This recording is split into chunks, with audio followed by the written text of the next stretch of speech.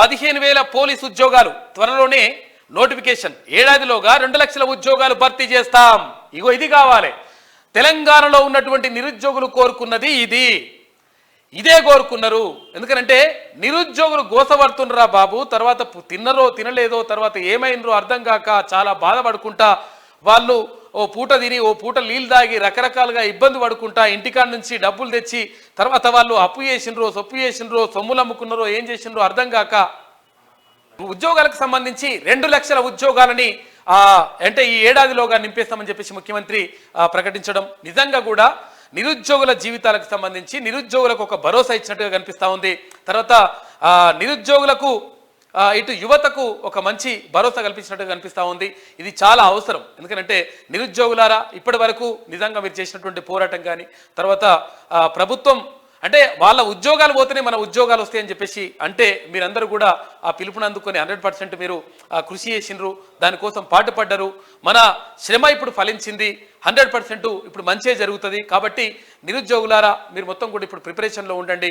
చాలా అంటే ఉద్యోగాల కోసం 100% మీరు శాయశక్తుల కృషి చేయండి. 100% ఉద్యోగాలు వస్తాయి.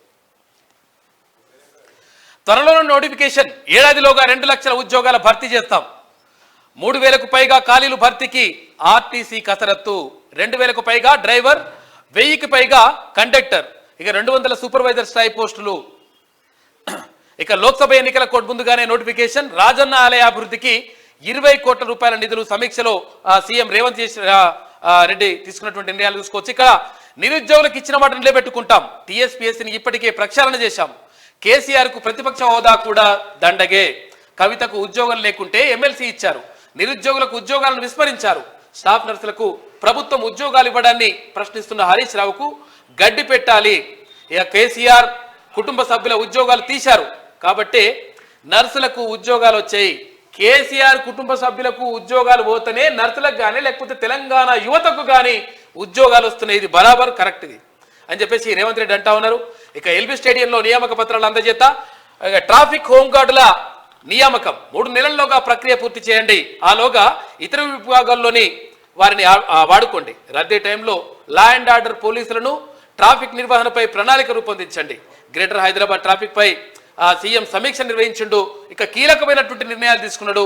మొట్టమొదటిగా 15,000 ఉద్యోగాలు ఇక్కడ పోలీసులకు సంబంధించి ఉద్యోగాలు నింపుతాం. ఆ తర్వాత 2 లక్షల ఉద్యోగాల్ని సంవత్సరంలోగా పూర్తి చేస్తాం. అంటే నియామకాలు పూర్తి చేస్తాం అనేటువంటి మాట నిజంగా ఇది నిరుద్యోగుల జీవితాల్లో భరోసా నింపేటువంటి కార్యక్రమం. కాబట్టి దీనికోసమే కొట్లాడినరు. మొత్తం గత ప్రభుత్వం మోసం చేసింది.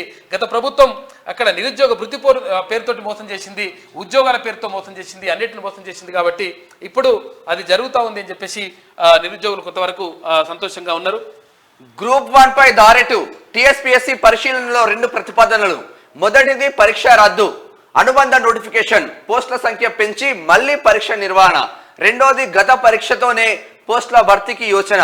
మొదటి ప్రతిపాదనే టీఎస్పీఎస్సీకి ప్రాధాన్యం. సుప్రీం కోర్టులో కేసు ఉపసంహరణకు అవకాశం. ఇతర పోస్టుల పైన కసరత్తు. త్వరలో రీషెడ్యూల్. ఇది మా సుదర్శన్ అన్న పర్ఫెక్ట్ గా మాట్లాడగలడు. అయితే ఇప్పుడే స్పీడ్ వచ్చి బాగా ఉరుక్కుంటూ వచ్చినట్టు శ్యామ్. అయితే ఇప్పుడు ఏమైందంటే అసలు యాక్చువల్గా అక్కడ గ్రూప్ 1 సంబంధించి గతంలో ఒకసారి పేపర్ లీకేజ్, ఆ తర్వాత మళ్ళీ ఎగ్జామ్ పెట్టినటువంటి ఎగ్జామ్కి సంబంధించి పేపర్ లీకేజ్ అయింది. దాంట్లో ఇక వేరే దేశాలకు కూడా పోయినాయి పేపర్లు. అది అయిపోయిన తర్వాత మళ్ళీ ఎగ్జామ్ పెట్టింది. మళ్ళీ నోటిఫికేషన్ వేసిండ్రు. వేసి మళ్ళీ ఎగ్జామ్ పెడదామంటే దానికి రకరకాలుగా లంగలంగ కథలు పడ్డరు. ఎప్పుడు అప్పుడున్న చైర్మన్ కానీ తర్వాత మెంబర్లు కానీ అక్కడ ఉన్నటువంటి కథా కార్యక్రమం పడ్డరు.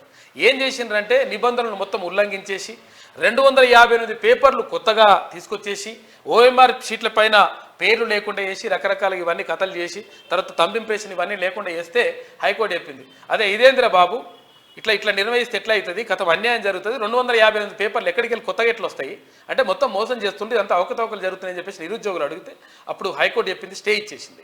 ఈ నేపథ్యంలో మొత్తం కూడా ఇక్కడ గ్రూప్ 1 ఎగ్జామ్ ఆగిపోయింది. అయితే 12 సంవత్సరాల తర్వాత వచ్చినటువంటి గ్రూప్ 1 నోటిఫికేషన్ సంబంధించి ఇంత లంగ కథలు పడ్డది గత ప్రభుత్వం. తర్వాత ఇప్పుడున్నటువంటి ప్రభుత్వం ఏం చెప్తా ఉందంటే 503 పోస్టులకు గాను ఇప్పుడు మరికొన్ని పోస్టులను కూడా ఎక్కడెక్కడైతే ఖాళీలు ఉంటాయో ఆ ఖాళీలను కూడా గుర్తించేసి అవి కూడా కలిపి నిర్వహిస్తామని చెప్తా ఉంది. కాబట్టి దీనికి సంబంధించి ఒక అధ్యయనం జరుగుతూ ఉంది. అయితే దానికి సంబంధించి మరి దారేటు అంటే 100% భర్తీ చేసే దిశగానే ప్రభుత్వం వెళ్తున్నట్టుగా తెలుస్తూ ఉంది.